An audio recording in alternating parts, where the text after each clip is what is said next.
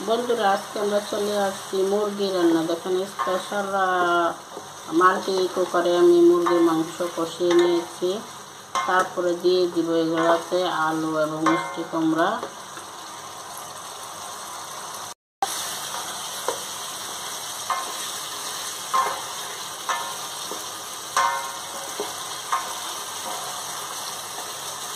Multi rice কুকারে রান্না,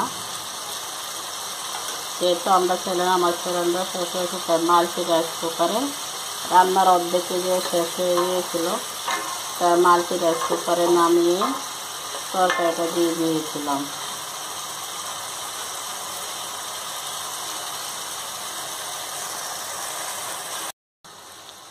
কি সুন্দর কষানো হয়ে গেছে। আমি দিয়ে দিব এখন আলু মিষ্টি কুমড়া। আলু মিষ্টি কুমড়া দিয়ে দিচ্ছি, সাথে একটু ঝোলও দিয়ে দেবে। এই যে দিয়ে দেবো, কষানিটা হয়, আলুগুলো সিদ্ধ হয়ে যায়। মাংসটা কষিয়ে নিছি আগেই। দিয়ে দিচ্ছি ঢাকনা।